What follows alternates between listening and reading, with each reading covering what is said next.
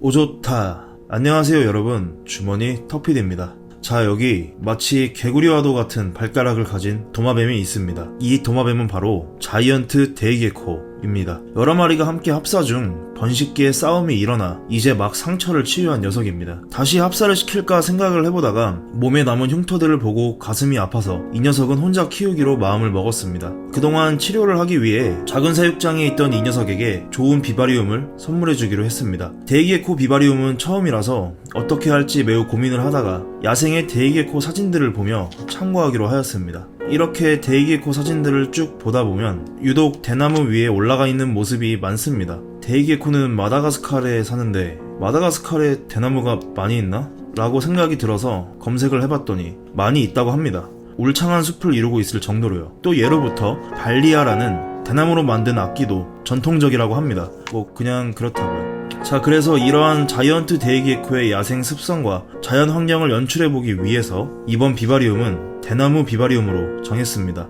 그럼 시작해 보겠습니다.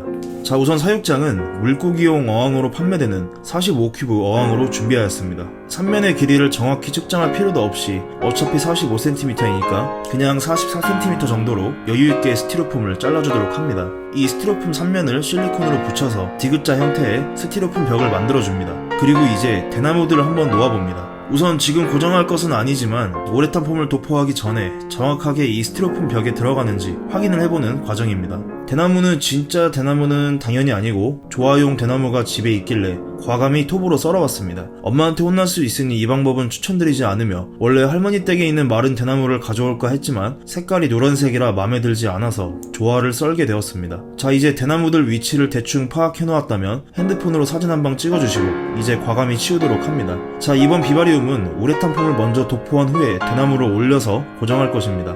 그 이유는 대나무를 놓고선 우레탄 폼을 도포하게 되면 대나무가 얇기 때문에 묻혀버릴 수가 있습니다. 그래서 먼저 우레탄 폼을 잘 흔든 뒤에 도포할 겁니다. 주의할 점은 기존의 백스크린들처럼 입체적인 형태를 제작하면 안 되고 정말 얇고 정갈하게 파전을 만든다고 생각하면서 얇게 도포하시면 됩니다. 혹시라도 어디는 두껍고 어디는 얇고 이런 식으로 단차가 많이 생기게 되면 대나무 중간중간이 심하게 묻힐 수가 있기 때문에 꼭 균일한 높이로 얇게 도포하셔야 합니다. 자, 우레탄 폼을 모두 도포하셨다면 이제 대나무를 하나씩 살포시 붙여주도록 합니다. 절대 대나무를 꼭꼭 눌러가면서 붙이면 안 되고요. 아주 사뿐사뿐 구름 위를 걸어가는 것처럼 올려주기만 합니다. 어차피 대나무의 무게 때문에 저절로 잘 고정이 됩니다. 대나무를 모두 올리셨다면 대나무 하단 부분은 우레탄 폼으로 덧칠을 하여 고정시켜 주도록 합니다. 아무래도 우레탄 폼이 얇다 보니 나중에 떨어지는 것을 방지하기 위함이고요. 적당히 덧칠을 해주시면 됩니다. 자, 그럼 뒷면은 완성이고요. 하루 정도 건조시켜준 후에 이제 옆면을 작업할 겁니다. 옆면도 마찬가지로 얇게 우레탄 폼을 도포해 주시고요. 이번에는 두께가 조금 있는 인조 대나무를 붙여줄 겁니다.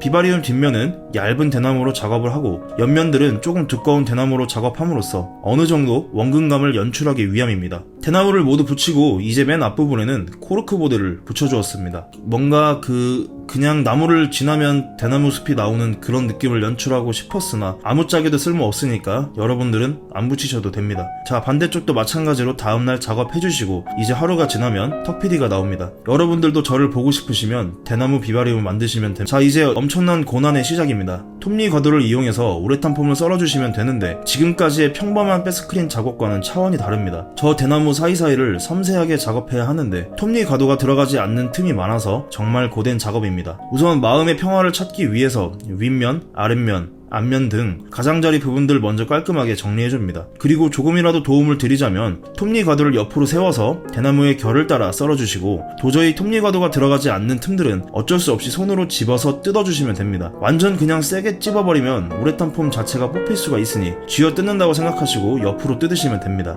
자, 그리고 대나무 원통의 윗면 부분은 최대한 자연스럽게 45도로 깎으시거나 아예 직각으로 썰어서 입체적인 모습으로 연출하시면 되고요. 대나무 옆면들의 우레탄 폼이 튀어나오지 않도록 섬세하게 썰어주셔야 합니다. 조금이라도 튀어나와 있으면 나중에 덜렁덜렁 거리다가 떨어져서 흰색이 보이는 땜빵이 생길 수가 있으니까 꼭 주의하셔야 합니다. 그리고 아까 우레탄 폼을 도포할 때 덧칠했던 하단 부분은 작은 언덕이라고 생각하시고 경사를 지게 썰어주시면 됩니다. 자, 당연히 작업이 섬세한 만큼 일반 백스크린보다 2~3배 정도 시간이 더 걸리는 점 참고하시면 되고요. 미친듯이 썰다 보면 이제 칼질 작업을 끝났습니다. 열심히 작업한 결과물들을 보며 뿌듯해 하다 보면 이제 더 엄청난 실리콘 도포를 할 차례입니다. 우선 뒷면 먼저 작업할 것인데요. 정교한 작업을 위해 양쪽 면과 만나는 지점에는 마스킹 테이프를 붙여주었습니다. 원래 사실은 대나무 하나하나를 마스킹 작업해주는 것이 가장 좋지만 그럴 경우에는 정신건강과 눈 건강에 문제가 생겨서 만호가 저의 병수발을 들게 되는 일이 생길 수 있기 때문에 바로 작업을 하기로 하였습니다. 만약 본인이 인내심과 정신력이 정말 강하다라고 생각하시는 분들은 대나무 하나하나 마스킹 작업을 한다면 보다 완벽한 작업을 하실 수 있습니다. 자, 이제 실리콘 도포를 하고 자신의 손가락 중 가장 자신 있는 손가락으로 밀어서 대나무 사이사이를 채워주시면 됩니다. 저는 가운데 손가락이 당연히 가장 자신 있고요. 혹시라도 대나무 사이에 실리콘을 너무 많이 도포해서 손가락으로 밀다가 대나무로 툭 튀어나오게 되면 정말 가슴이 아프기 때문에 여러 번 바르더라도 조금씩 도포하시길 추천드리고요. 섬세한 작업을 위해 손가락에 묻은 실리콘을 계속 다른 곳에 닦아가면서 작업하시면 좋습니다. 저는 손가락이 가장 편하지만 솔직히 이런 작업을 할 때에는 폭이 좁은 스크래퍼 같은 것을 이용하시면 도움이 되실 수 있습니다.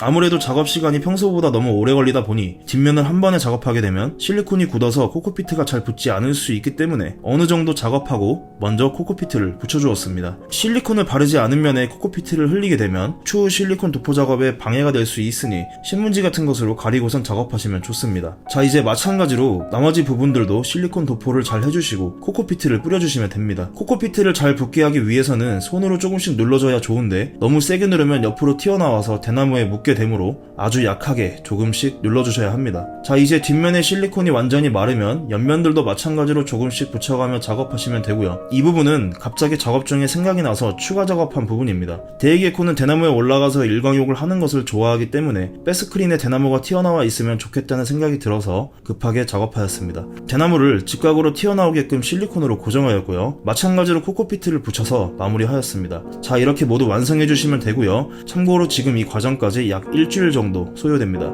자, 이제 사육장에 백스크린이 잘 들어가는지 확인해줍니다. 잘 들어간다면 이제 사육장에 실리콘을 도포하여 백스크린을 사육장에 고정시켜줍니다. 데이게코는 몸이 아주 민첩하고 틈에 잘 들어갈 수 있기 때문에 백스크린과 사육장 면을 아예 밀착시켜 고정하는 것이 좋습니다. 저는 저번 영상에 나왔던 이 정체모를 공구와 헤모스탯을 이용해서 밀착시켜 주었습니다. 자, 그리고 이건 아까 그 인조 대나무를 스티로폼 판에 우레탄 폼으로 고정한 것입니다. 바닥에 고정시켜서 데이게코가 올라갈 수 있도록 할 역할이고요. 마찬가지로 우레탄 폼을 조각한 뒤 실리콘을 이용해서 코코피트를 붙이는 작업입니다. 모두 완성되면 구도를 잡고 바닥에 실리콘으로 고정시켜주면 1차 작업은 이제 모두 완료입니다. 이제 바닥재를 깔고 사육장 레이아웃을 해야 하기 때문에 사육장의 위치를 정확히 잡아주시고요. 먼저 배수층을 깔아줍니다. 미스팅 시스템을 사용할 거지만 분무량은 많게 세팅하지 않을 것이고 스팟이 있어서 증발이 될 것이기 때문에 저는 배수층을 얇게만 세팅하였지만 좀 불안하신 분들은 3cm 이상으로 두껍게 깔아주셔도 됩니다. 자, 그리고 그 위에 식물을 식재하기 위해서 코코피트와 배양토를 섞어서 두껍게 깔아주었습니다. 그리고 식물은 먼저 테이블 야자를 심어주었습니다. 아무래도 대나무 비바리움이다 보니 식물도 대나무가 연상되는 스타일로 찾게 되었고 테이블 야자가 가장 잘 어울린다고 생각합니다. 저는 양쪽 뒷면과 앞면에 하나를 심어주었고요. 그리고 풍경석을 앞쪽에 하나 놓아주었습니다. 아무래도 뒤쪽은 대나무들이 있어서 횡하진 않지만 앞쪽은 당연히 좀 텅 빈 느낌이 들고 데이게코도 뒤쪽에서 주로 생활할 것이기 때문에 앞쪽에 덩굴로 자라는 필로덴드론을 심어주었습니다. 그리고 남은 대나무들을 군데군데 자연스럽게 세팅을 해주고 분무를 해주면